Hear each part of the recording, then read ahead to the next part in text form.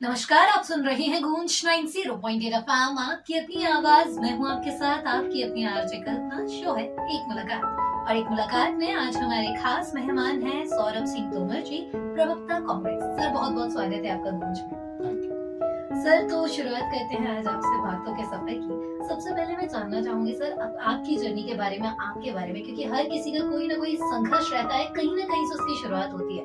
आपकी शुरुआत कैसे? मैंने अपनी पढ़ाई ग्वालियर में सेंट पॉल से करी है। जी। 7th स्टैंडर्ड तक। उसके बाद फिर मैं इंदौर चला गया और वहाँ से 12th करके मैं दिल्ली आ गया। दिल्ली में मैंने DU से अपनी ग्रेजुएशन करी। उसके बाद मैंने मास्टर्स आयरलैंड से किया है इंटरनेशनल बिजनेस में। उसके बाद मैं फैमिली बिजनेस ही ज्वाइन किया।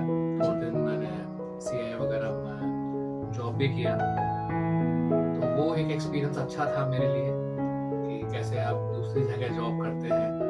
तो मैं हमेशा कुछ करना चाह रहा था इस तरह से कि आपको इंडिपेंडेंटली, मैंने डेलिबरेटली अपने फैमिली बिजनेस को ज्वाइन ना करके 2-3 जगह छोटे छोटे जॉब किए, तो ये आपको वर्क एनवायरनमेंट पता लगता है, कैसे लोग काम करते हैं जी। और प्रोस एंड कॉन्स भी पता लगते हैं कि जॉब के क्या प्रोस एंड कॉन्स हैं, बिजनेस के क्या है। तो वो सब करके finally I started my own business और धीरे धीरे मैं सोशल एक्टिविटीज में इन्वॉल्व होता गया। थोड़ा चैरिटी से स्टार्ट किया था। वो सोशल कॉजेस के बाद मुझे नहीं पता लगा मैं कब राजनीति में आ गया, जी। क्योंकि लोगों ने बोला कि अगर आप इतना कुछ कर रहे हो तो दिखाते क्यों नहीं हो, बताते क्यों नहीं। तो ये बात है 2008 की। तो 8 में मैं करता था अपने लेवल पे, चाहे वो रोजगार का मुद्दा हो, चाहे वो किसी के कोई आर्थिक रूप से कमजोर वर्ग है तो उसके स्वास्थ्य के लिए, ऑपरेशन के लिए, किसी भी तरह के ऐसे होते तो हम मेडिकल कैंप्स भी लगवाते थे। मैं एक NGO भी चलाता हूँ, उसी के माध्यम से हम लोगों ने ये सब किया। तो धीरे धीरे जब लोगों को फिर और भी लोग मेरे पास आने लगे, और जब वो चीज नहीं हो पाती थी, कई बार हम लोग जाते थे यार, किसी नेता से बोलते थे कि भाई आप ये कर दो, गरीब आदमी इसका ये जी। नहीं होता था। तो फिर एक दिन एक ने बोला कि आप खुद क्यों नहीं करते। तो बस उसी दिन से मैं खुद ने कहा चलो ये भी कर लेते हैं। और जैसे कहते हैं ना, समाज में बदलाव लाने के लिए आपको शुरुआत खुद से होनी होती है, और शुरुआत सर की उन्होंने अपने आप से की, क्योंकि आप अगर समाज में बदलाव देखना चाहते हैं तो शुरुआत की पहली कड़ी आप खुद होते हैं। सर, जैसे कि हमने बात की आपके बारे में, अगर बात करें आप वर्तमान में कांग्रेस प्रवक्ता हैं, उस नाते आपके क्या दायित्व है?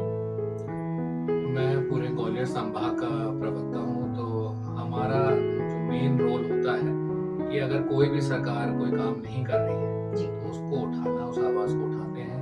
अब वो धरने का भी माध्यम होता है। हाल ही में मैंने एक बड़ा धरना किया था बिजली को लेके, क्योंकि आप पूरे ग्वालियर में देखेंगे, मैं किसी पर्टिकुलर एक एरिया की बात नहीं कर रहा, पूरे ग्वालियर में, वो चाहे फ्लक्चुएशन का मामला हो, चाहे वो कट का मामला हो, तो बहुत सारा ऐसे जगह हम देखते हैं कि आदमी 5-5, 6-6 घंटे के लिए परेशान है। और बिजली एक ऐसा मुद्दा है कि अगर वो नहीं होता तो बच्चा भी परेशान है कि वो स्कूल नहीं जा पा रहा, पेरेंट्स भी परेशान है कि वो उनकी दिनचर्या भी खराब हो रही है, और ऑफिस वाले भी परेशान है कि टाइम पे ऑफिस नहीं पहुंच पा रहे। तो बाकी इसके अलावा हम लोग चाहे सड़क हो, ग्वालियर शहर में आप देखेंगे कि इंफ्रा बहुत पीछे है हम लोग कंपेयर टू भोपाल, इंदौर। तो ये सारी चीजें ऐसी हैं कि हम लोग समय समय पे जहाँ हमको लगता है, तो ऐसे प्रवक्ता मैं अपनी आवाज उठाता हूँ और उठाता रहूँगा। और सर, अपनी ही आवाज नहीं उठा रहे, अपने साथ क्षेत्र की कई जनता की आवाज उठा रहे हैं। और कहते हैं ना, अगर आपको आगे आना है तो कई सारे लोगों की जब आप एक उम्मीद होते हैं, तो वही उम्मीद आखिरी उम्मीद बनकर अगर आप काम करते हैं तो यकीनन समाज में बदलाव आपके द्वारा आना बिल्कुल पूरी तरह से श्योर है। सर, अगर हम बात करें, जैसे कि अभी हमने बात की बदलाव की, बात की आपके बारे में, कांग्रेस प्रवक्ता के तहत आपकी जिम्मेदारी के बारे में, अगर सर बात करें युवाओं की, हर चुनाव की बात हो या चुनाव से पहले, युवा एक ऐसा मतलब शब्द है जो हमारी 140 करोड़ की जनसंख्या में सबसे ज्यादा प्रबल है, क्योंकि सबसे ज्यादा हमारे यहाँ की आबादी युवा है, हम युवा देश है। तो सर, युवाओं का राजनीति में आना आप कितना जरूरी है? मुझे लगता है कि अगर मैं ग्वालियर के संदर्भ में बात करूँ तो बहुत जरूरी है जी। क्योंकि जब मैं बहुत छोटा था, आज भी वही रोड पे गड्ढा देख रहा हूँ, और अब मैं 20 साल बाद भी वो गड्ढा आज भी देख रहा हूँ। और मैं, चाहे वो कांग्रेस का युवा हो राजनीति में, चाहे वो बीजेपी का हो, चाहे किसी अन्य दल का हो, मैं उनसे भी यही प्रार्थना करता हूँ कि आप किसी भी दल के बने रहें। जैसे हमने इंदौर में देखा कि पार्टी से ऊपर उठ के लोग इंफ्रास्ट्रक्चर की बात करते हैं, शहर को सुंदर बनाने की बात करते हैं, वो चीज मुझे ग्वालियर में नहीं दिखती। युवा नेता बहुत सारे हैं, पर आपको अगर अपनी पार्टी के खिलाफ भी जाके आवाज उठानी पड़े, अब चाहे वो कोई भी बात हो, चाहे आपका सड़क का मुद्दा हो, चाहे सौंदर्यीकरण का मुद्दा हो, बहुत सारी ऐसी चीजें हैं तो ग्वालियर को हम बहुत पीछे ले गए हैं। तो ये सब चीजें हैं कि युवा आगे आएंगे तो एक नई ऊर्जा आएगी, नए आइडियाज आएंगे और ग्वालियर हम एक अच्छा सुंदर शहर बनाने के लिए हम सब मिलेंगे तो और अच्छा रिजल्ट मिलेगा। बिल्कुल, और राजनीति जनसेवा के भाव से अगर आप करेंगे तो बहुत आगे जाएंगे, यकीन है, क्योंकि ये जनता की सेवा का क्षेत्र है और जितने दिल लगाकर आप सेवा करेंगे उतने ही दिल से आप इस क्षेत्र में उन्नति की ओर बढ़ते जाएंगे। सर, जैसे कि अभी हमने बात की युवाओं की, बात करें सर महिलाओं की, राजनीति में सक्रियता उनकी आज भी कम है। ऐसे में सर क्या प्रयास आपकी पार्टी द्वारा किए जा रहे हैं उन्हें उनकी सक्रिय भागीदारी बढ़ाने के लिए?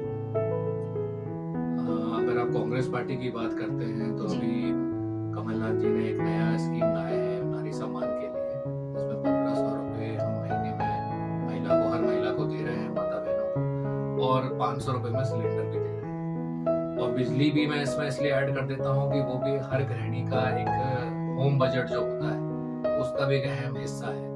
तो 100 रुपए माफ है, मतलब 100 यूनिट आपकी माफ हो जाएंगी और 200 यूनिट हाफ हो जाएंगी। तो ये बहुत बड़ा एक सहयोग होगा।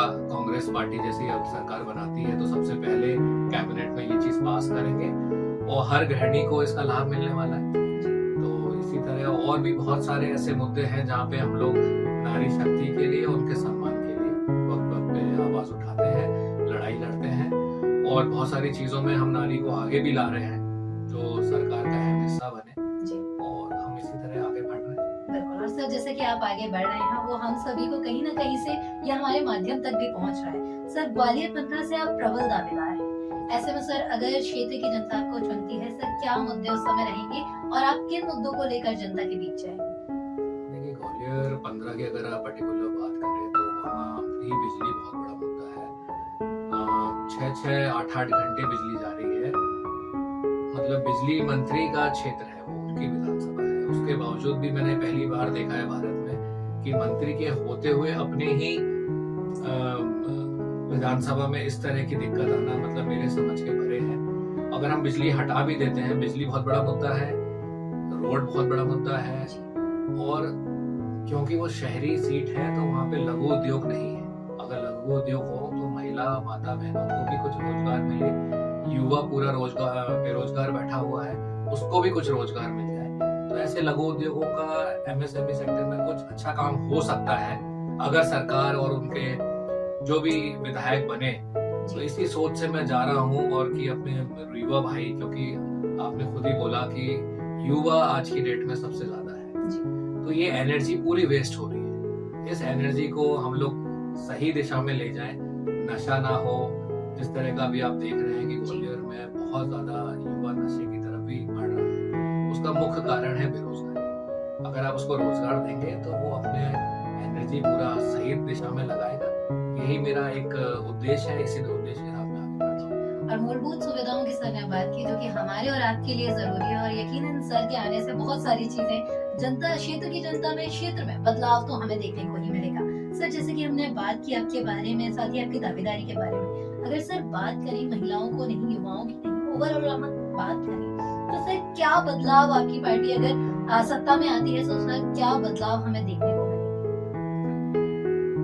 देखिए, कमलनाथ जी का बड़ा, मतलब पूरे अगर भारत में देखेंगे तो ऐसे प्रोग्रेसिव नेता आपको बहुत नाम के चुनिंदा मिलेंगे, उसमें से कमलनाथ जी मेरे ख्याल से, मेरी नजरों में टॉप पर है। तो अगर ऐसा व्यक्ति हमारे प्रदेश का मुख्यमंत्री बनता है तो आप खुद ही देखेंगे कि उनका इंडस्ट्री लाना, इंडस्ट्री से आपका रोजगार पैदा होना, इन्वेस्टमेंट आना, उससे पूरा पर कैपिटा इनकम पूरे प्रदेश में बढ़ना, ये सारी चीजों से, और उनका विशेष ध्यान रहता है इंफ्रा पर कि कैसे हम अच्छी बेहतर सड़क दे पाए, बेहतर स्ट्रीट लाइट दे पाए। स्मार्ट सिटी की बात होती है, स्मार्ट सिटी में आज भी आप कहीं भी जाएंगे, किसी भी कॉलोनी में अच्छी जो रेगुलराइज कॉलोनी है उसमें जाएंगे, जहाँ हम लोग बैठे हैं। जी। मैं अभी रोड से आया तो गड्ढे मिल रहे हैं, बिजली स्ट्रीट लैम्प जल रहा है नहीं जल रहा है वो भगवान ही जानता है और लोग जानते हैं। तो ये सारी चीजें हैं कि इसका पूरा टर्न अराउंड करना है। मतलब हम लोग इतना पीछे जा चुके हैं कंपेयर टू अदर स्टेट्स। तो ये कमलनाथ जी का विजन है कि इस हमारी जो बीमारू राज्य बन गया है मध्य प्रदेश, इसको एक बड़े पेडेस्टल पे लाया जाए और हिंदुस्तान में हम भी टॉप 5 में कहीं खड़े हों, ऐसा वो विजन लेके चल रहा है।